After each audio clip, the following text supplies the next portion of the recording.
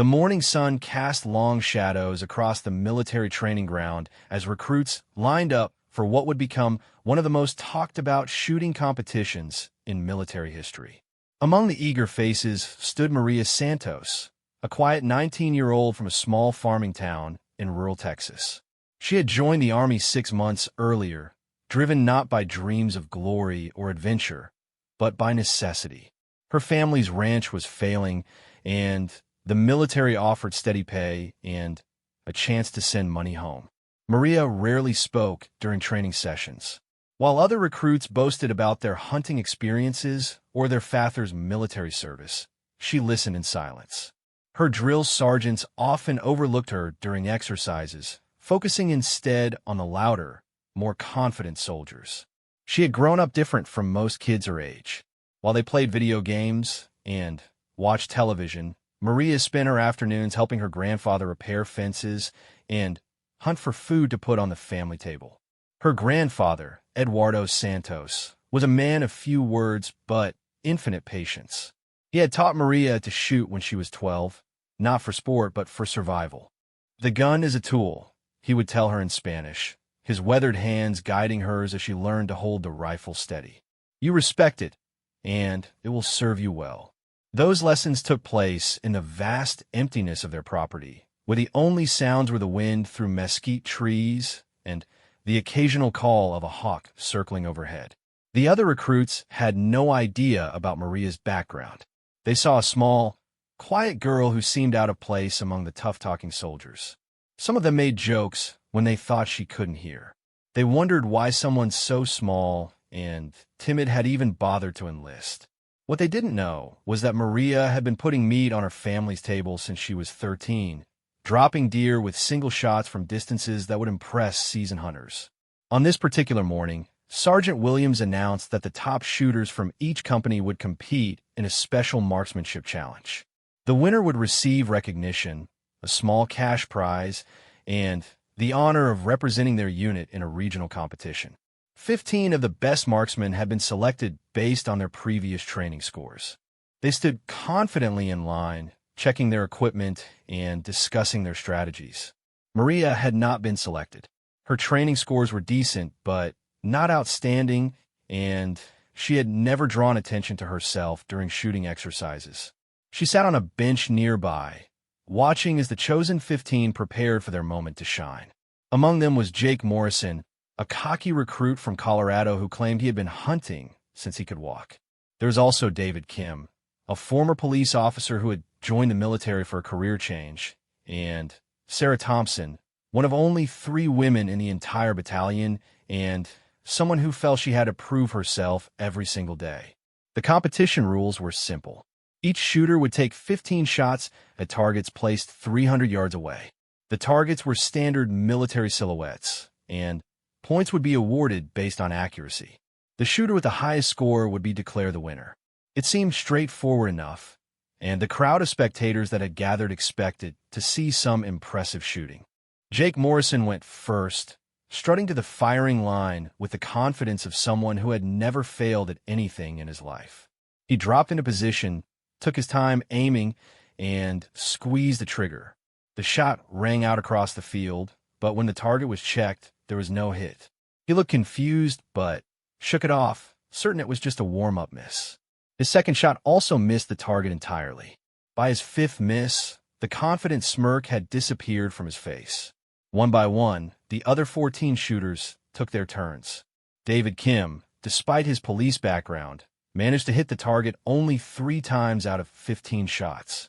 Sarah Thompson, who had been practicing extra hours every day, scored 5 hits. The best performance came from a quiet recruit named Michael Chun, who managed 7 hits out of 15 attempts. But even his score was disappointing by military standards. As each shooter failed to perform as expected, murmurs began to spread through the crowd. The wind conditions weren't particularly challenging, and the distance wasn't extreme by military training standards. Yet somehow these 15 supposedly skilled marksmen were struggling to hit targets that should have been well within their capabilities. Sergeant Williams looked increasingly frustrated as shooter after shooter returned from the line with embarrassing scores. "This is pathetic," he announced to the group. "If this is the best shooting we can produce, we're in serious trouble." He looked around at the disappointed faces of the 15 shooters and then at the crowd of spectators. His eyes fell on Maria, still sitting quietly on the bench where she had been watching the entire competition. "Santos," he called out suddenly, "get over here." Maria looked up, surprised to hear her name. She had assumed the competition was over and the shooters would simply try again another day.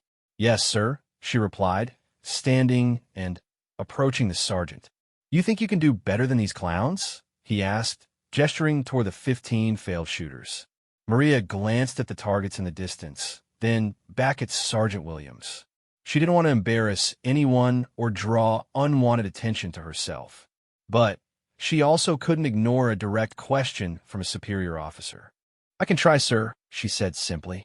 Some of the other recruits laughed. Jake Morrison, still stinging from his complete failure, shook his head in disbelief. "Come on, Sarge. She's never even been in the top 10 in any of our shooting exercises." But Sergeant Williams was curious now. He had noticed something about Maria during training that others had missed. While most recruits rushed through their shooting exercises, eager to finish and move on to the next task, Maria took her time.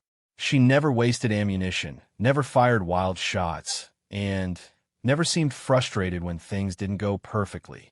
There was something methodical about the way she approached every task, something that reminded him of the best soldiers he had served with during his 20-year career. "Give her a rifle," he ordered.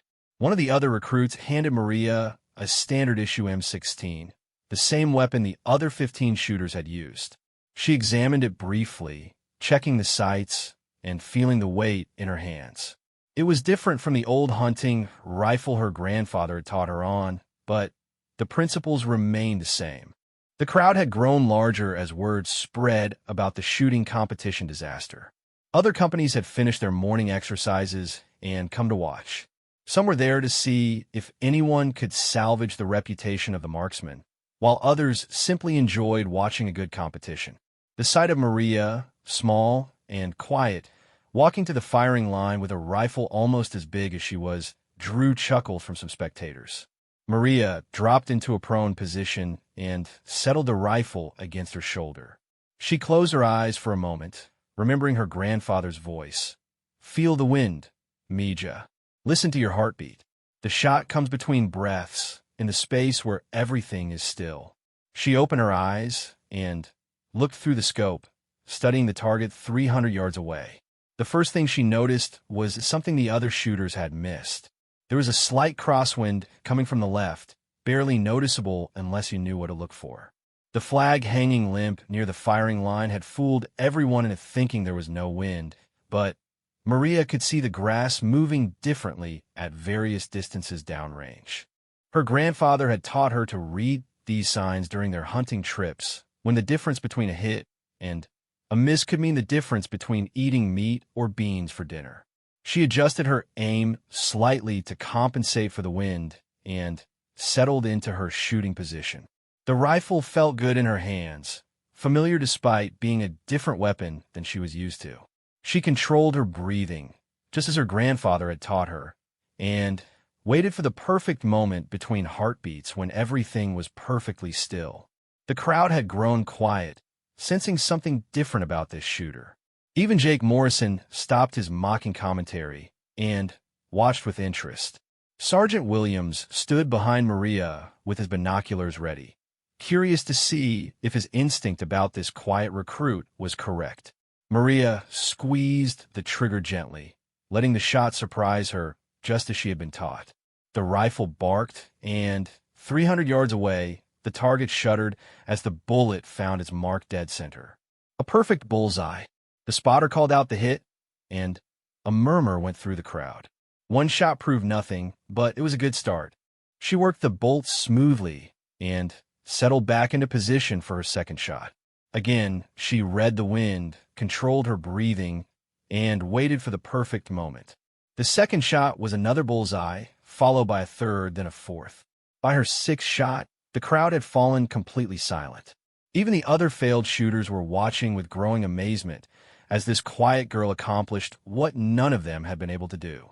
Shot after shot, Maria's bullets found their mark with mechanical precision. She never rushed, never seemed nervous, and never appeared to doubt herself. Each shot followed the same ritual: read the conditions, settle into position, control breathing, and fire at the exact right moment. By her 10th shot, it was clear that something special was happening. Sergeant Williams watched through his binoculars as the 11th, 12th, and 13th shots all found the center of the target. The other recruits had stopped talking entirely, mesmerized by the display of marksmanship they were witnessing. Some had never seen shooting this accurate outside of movies or military demonstrations by professional teams. As Maria prepared for her 14th shot, she could feel the weight of everyone's attention.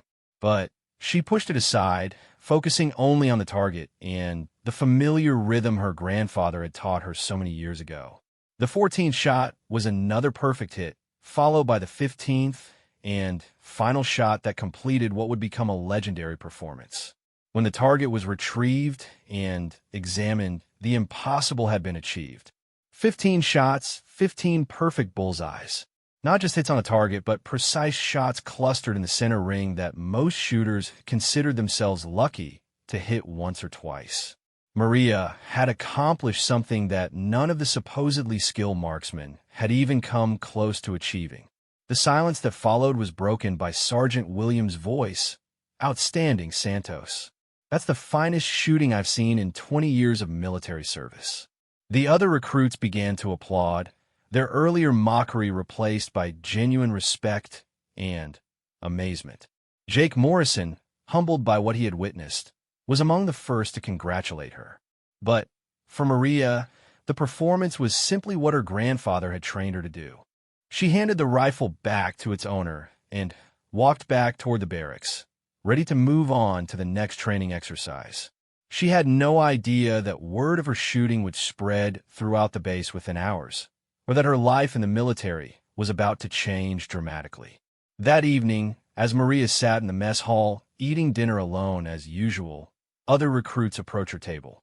They wanted to know where she had learned to shoot like that, how long she had been practicing, and whether she could teach them. For the first time since enlisting, Maria found herself the center of attention. It was uncomfortable, but not entirely unwelcome. The story of the quiet girl who had outshot 15 experienced marksmen spread beyond the training base. Within days, officers from other units were asking questions about Private Santos and her remarkable shooting ability. What they discovered was a young woman whose modest background had hidden extraordinary natural talent, combined with years of practical experience that most soldiers never acquired. Within a week of her extraordinary shooting display, Maria's quiet military life was turned upside down. Colonel Rebecca Martinez, the base commander, had personally reviewed the shooting reports and requested to meet with Private Santos. Maria had never spoken to an officer above the rank of sergeant, and the thought of meeting with a full colonel made her nervous in a way that shooting never did. The colonel's office was intimidating, filled with military decorations, photographs of past units, and awards that spoke of a distinguished career. Colonel Martinez was a woman who had fought her way up through the ranks in an era when female officers faced even more challenges than they did now. She had heard about remarkable soldiers before, but the reports about Maria's shooting were unlike anything in her experience. "Private Santos," the colonel began, "your recent shooting performance has caught the attention of several people, including some very senior officers at the Pentagon. I'm told you achieved something that military instructors use as an example of perfect shooting, but don't actually expect anyone to accomplish." Maria sat at attention, unsure how to respond. "Yes, ma'am," was all she managed to say. Colonel Martinez smiled slightly. "Relax, Private. You're not in trouble.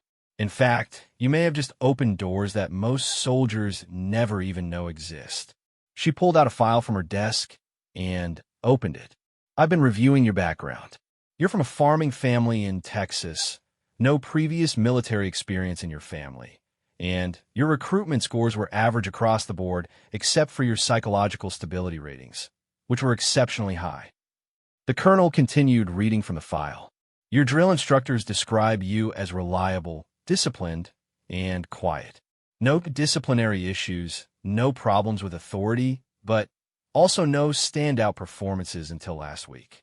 Tell me, Private Santos, where did you learn to shoot like that? For the first time since enlisting, Maria found herself talking about her grandfather and the years they had spent together on the ranch. She described the endless afternoons practicing with his old rifle, the hunting trips that were more about survival than sport, and the patient way Eduardo had taught her to read wind, distance, and light conditions. Colonel Martinez listened intently, occasionally asking questions that revealed her own deep understanding of marksmanship. "Your grandfather sounds like a remarkable teacher," the colonel said when Maria finished. "The techniques you're describing are similar to what we teach our most advanced sniper teams, but he taught you naturally through practical application." She closed the file and leaned forward. "Private Santos, how would you feel about specialized training? Advanced marksmanship courses, precision shooting teams, possibly even sniper school?" Maria felt overwhelmed. She had joined the army to earn money for her family, not to become some kind of specialized soldier. "I just want to do my job well, ma'am. I don't need any special treatment." But Colonel Martinez recognized something that Maria didn't yet understand about herself. Exceptional talent combined with the right temperament was extremely rare in the military, and it was her duty to develop that talent for the benefit of the entire service. "This isn't about special treatment, Private. This is about maximizing your potential and using your abilities where they can do the most good." The colonel stood and walked to the window overlooking the training grounds. "We're going to transfer you to an advanced training program. You'll finish your basic military education, but you'll also begin specialized instruction that very few soldiers ever receive." 2 weeks later, Maria found herself at a different base, surrounded by soldiers whose backgrounds were nothing like hers. The Advanced Marksmanship Training Program attracted recruits from elite units, former police snipers, competitive shooters, and soldiers who had already proven themselves in combat. Maria felt completely out of place among these experienced professionals. Her new instructor was Master Sergeant James Rodriguez, a veteran sniper who had served multiple combat tours and was known for his ability to identify and develop exceptional shooters. He had read Maria's file and was skeptical about the reports of her performance.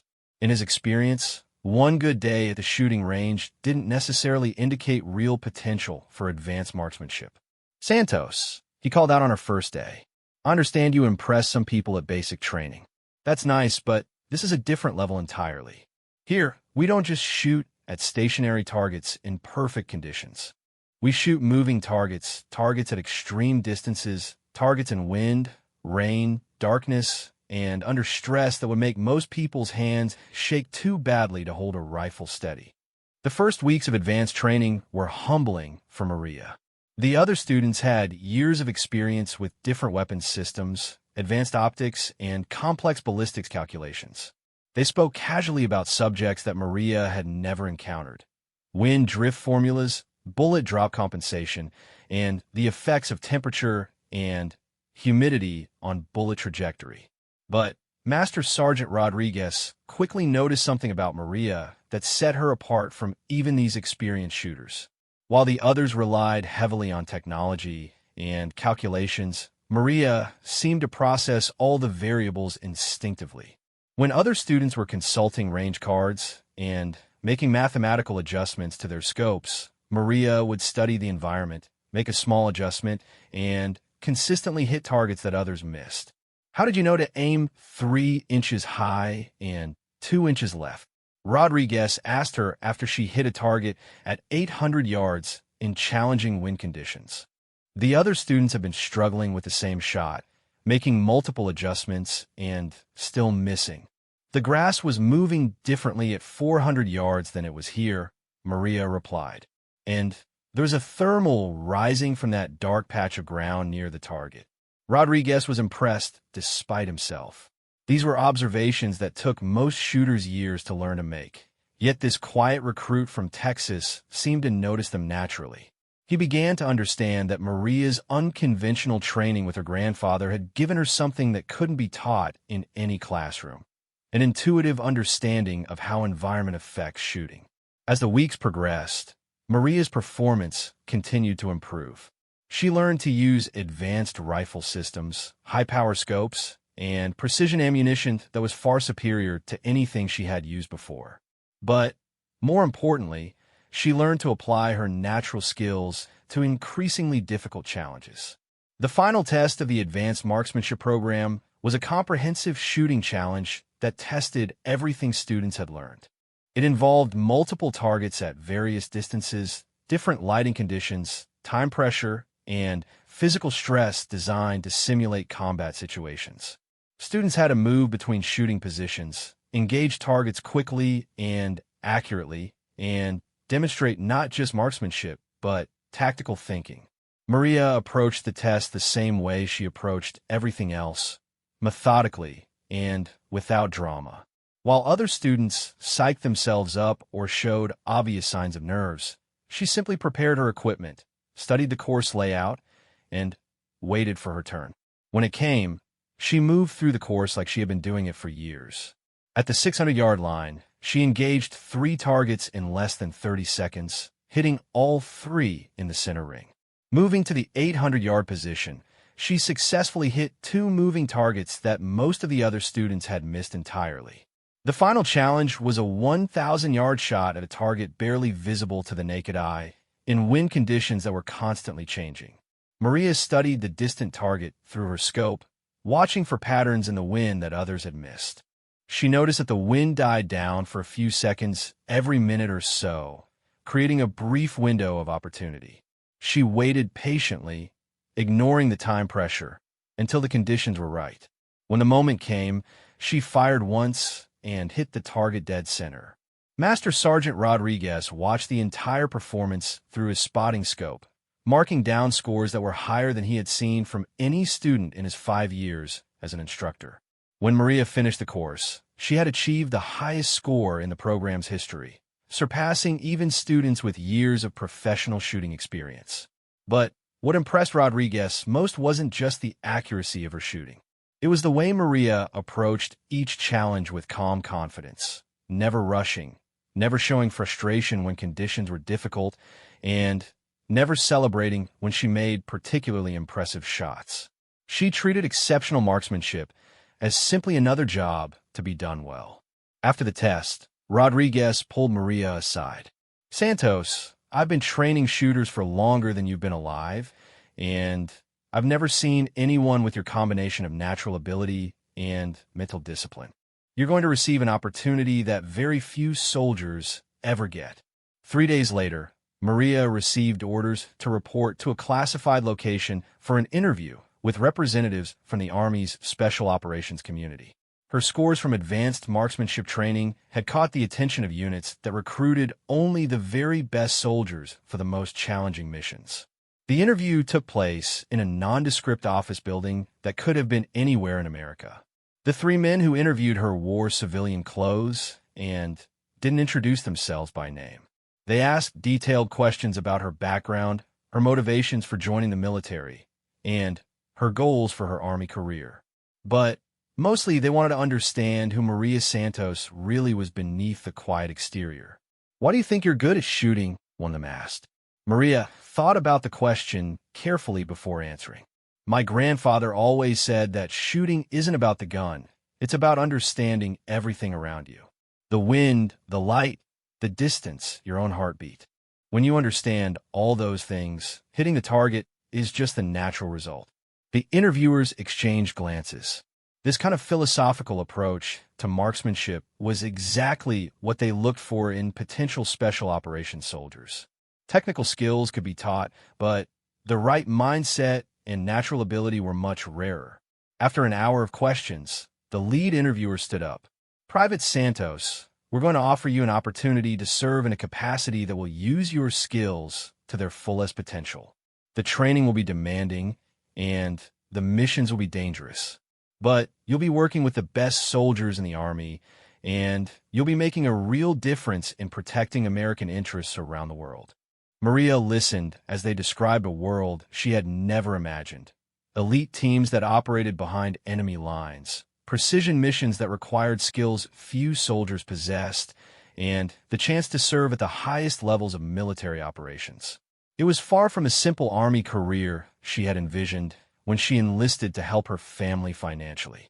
"I'll need time to think about it," she said finally. The interviewer smiled. In their experience, soldiers with the right temperament for special operations rarely needed time to decide. They were usually eager to accept any challenge, driven by ego or ambition or the desire for adventure. Maria's thoughtful response was actually another indicator that she might have exactly the right mindset for their work. "Take all the time you need, Private. When you're ready to decide, Master Sergeant Rodriguez has our contact information." As Maria left the building, she realized that her life had already changed more in the past few months than she had ever expected. The quiet farm girl who had joined the army to help her family was being offered opportunities that most soldiers couldn't even imagine. After 2 months of consideration and long phone calls with her grandfather, Maria accepted the invitation to join an elite Army Special Operations unit. Eduardo Santos, wise in his simple way, had told her, "Mija, sometimes God gives us gifts not for ourselves, but to help others. If you can use your gift to protect people, then that's what you should do." The training that followed was unlike anything Maria had experienced. For 6 months, she learned advanced tactical shooting, urban warfare techniques, desert and mountain operations, and how to work as part of a small team where every member's life depended on everyone else's skills. She trained alongside soldiers who had already served multiple combat tours, many of whom had initially doubted whether this quiet young woman belonged in their elite world. Her training teammates quickly learned not to underestimate her. During exercises, Maria consistently outperformed soldiers with years more experience. But more importantly, she demonstrated the calm under pressure and reliability that special operations demanded. When simulated missions went wrong, when equipment failed, or when weather conditions made operations nearly impossible, Maria adapted without panic or complaint. Sergeant First Class Michael Thompson, a team leader with 12 years in special operations, became her mentor during training. "Santos," he told her one evening after a particularly challenging exercise, "I've seen a lot of good soldiers wash out of this program because they couldn't handle the pressure. But you're different. You don't just handle pressure. You seem to perform better when things get difficult." Maria's first deployment was to a region of Afghanistan where American forces were supporting local government troops against insurgent groups that had been disrupting supply lines and attacking civilian targets. Her team's mission was to provide precision fire support and eliminate high-value targets that conventional forces couldn't reach safely. The forward operating base where her team was stationed was a collection of temporary buildings and defensive positions carved out of harsh, mountainous terrain. Living conditions were basic, with limited electricity, poor communications with home, and the constant awareness that they were in a dangerous environment where attacks could come at any time. Maria's team consisted of 5 highly trained soldiers, each with specialized skills that contributed to their mission capability. Besides herself as the precision marksman, there was Thompson as team leader, Rodriguez as communications specialist, Davis as demolitions expert, and Wilson as medic and intelligence analyst. They had trained together for months and had developed the kind of trust that allowed them to operate effectively in life-or-death situations. Their first several missions were routine by special operations standards, reconnaissance of suspected insurgent positions, providing overwatch for conventional forces during dangerous operations, and gathering intelligence on enemy activities. Maria performed well, but hadn't yet faced the kind of extreme challenge that would test her abilities to their limits.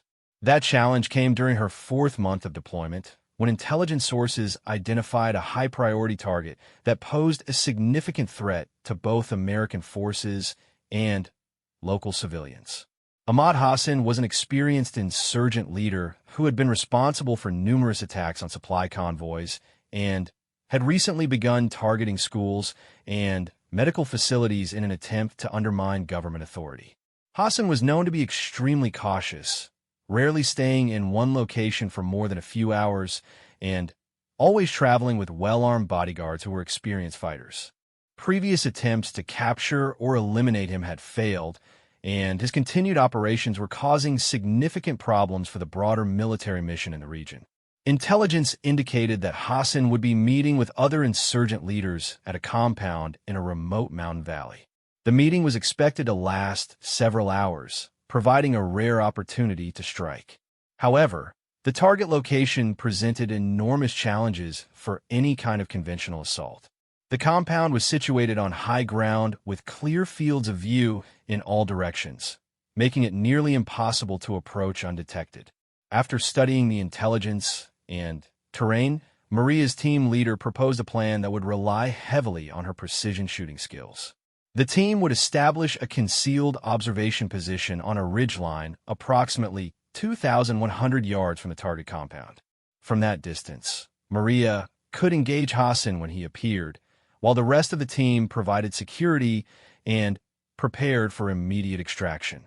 A shot at 2,100 yards was at the extreme limit of what was considered possible with their equipment under ideal conditions. In the mountains of Afghanistan, with unpredictable winds, varying temperatures, and the stress of a combat situation, it would be one of the most challenging shots ever attempted by an American sniper. Maria spent hours studying topographical maps, weather reports, and intelligence photos of the target area. She calculated bullet drop, estimated wind patterns based on seasonal data, and planned multiple contingencies for different scenarios. But she also trusted the instinctive skills her grandfather had taught her, knowing that ultimately, success would depend on reading conditions in real time and making adjustments that no amount of preparation could fully anticipate. The team inserted into the area under cover of darkness, hiking for 6 hours through difficult mountain terrain to reach their observation position. They established a concealed hide site that provided clear views of the target compound, while keeping them invisible to anyone in the valley below. From their position, the compound looked like a collection of tiny buildings barely visible to the naked eye. Through her high-power scope, Maria could see details of the compound layout, guard positions, and movement patterns. The distance was so extreme that even with magnification, human figures appeared as small dots that moved across the landscape. She would have to identify her target based on clothing, movement patterns, and positioning relative to other people in the compound. Intelligence had provided detailed descriptions of Hassan's appearance and typical behavior, but Maria knew that positive target identification at this range would require patience and careful observation. A mistake could result in civilian casualties or mission failure, either of which was unacceptable. For 12 hours, the team maintained their position, watching the compound and waiting for their target to appear. During this time, Maria continually assessed environmental conditions, noting how wind patterns changed as the sun moved across the sky and temperatures shifted throughout the day. She made careful adjustments to her rifle scope, accounting for the extreme distance and challenging conditions. Late in the afternoon, intelligence reports confirmed that Hassan had arrived at the compound and was expected to emerge for a planned meeting with his subordinates. Maria tracked movement through her scope, identifying individuals based on their clothing and behavior patterns described in the intelligence briefing. When Hassan finally appeared, walking from one building toward another in the company of 3 bodyguards, Maria knew she would have only a brief window of opportunity. The target was visible but moving and would be in the open for perhaps 30 seconds before reaching cover again. Maria settled into her shooting position, controlling her breathing and heart rate as her grandfather had taught her years before. Through her scope, she could see Hassan clearly enough to confirm his identity, but he appeared impossibly small and distant. The wind conditions were challenging, with gusts that varied in strength and direction across the 2,100-yard distance between her position and the target. She made final adjustments to her scope, compensating for bullet drop, wind drift, and the angle of the shot across the mountainous terrain. Everything had to be perfect. There would be no second chance, and any miss would alert the entire compound to their presence, endangering the team and ruining the mission. As Hassan paused in the center of the compound, apparently giving instructions to his bodyguards, Maria found the perfect moment between heartbeats when everything was still. She squeezed the trigger with the same smooth motion she had practiced thousands of times, sending a precision round across more than a mile of Afghan mountains. The bullet took nearly 3 seconds to travel the distance to the target.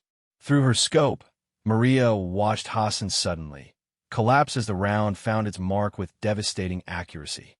The bodyguards immediately began looking around frantically, trying to determine where the shot had come from, but the extreme distance made it impossible for them to locate the team's position. Maria's single shot had eliminated one of the region's most dangerous insurgent leaders, preventing future attacks on both military forces and civilians. The precision required for such a shot was almost beyond belief. Hitting a human-sized target at 2,100 yards required accuracy measured in inches across a distance of more than a mile. As the team prepared for immediate extraction, moving quickly away from their position before enemy forces could organize a search, Thompson looked at Maria with a combination of respect and amazement. "Santos, I've been in this business for a long time, and I've never seen anything like that shot. That's going to be talked about for years."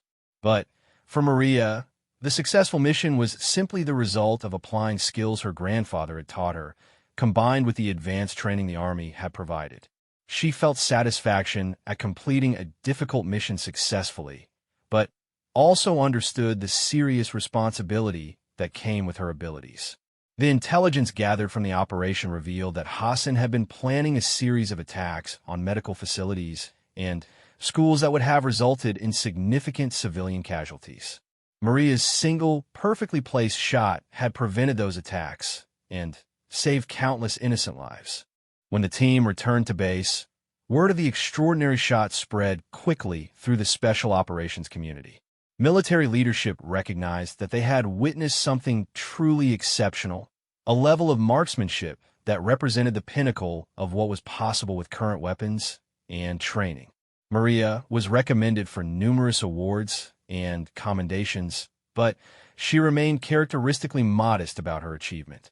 When interviewed by military journalists who wanted to document the record-setting shot, she consistently redirected credit to her team members and her training instructors. "Shooting is a team effort," she would tell anyone who asked about her success.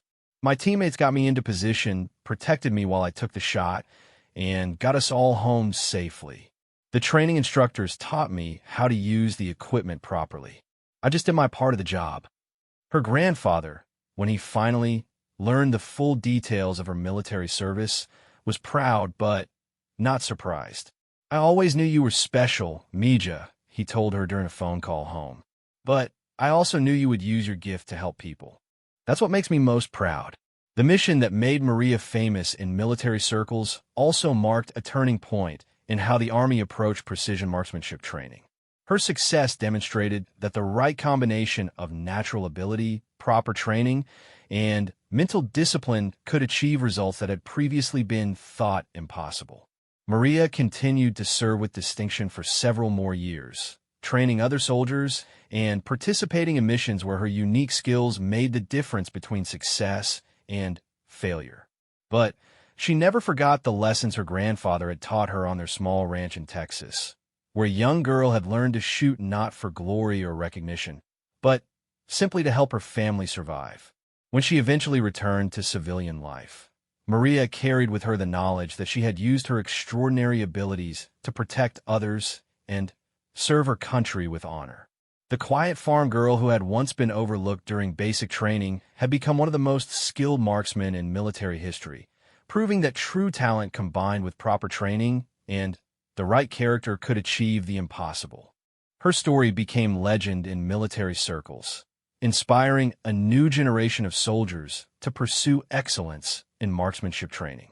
But for those who knew her personally, Maria Santos would always be remembered not just for her extraordinary shooting ability, but for the quiet dignity and unwavering dedication she brought to everything she did.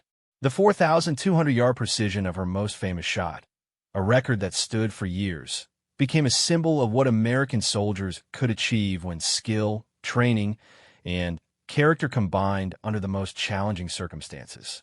It proved that sometimes when the question, "Is there a sharpshooter here?" was asked, the answer could come from the most unexpected source.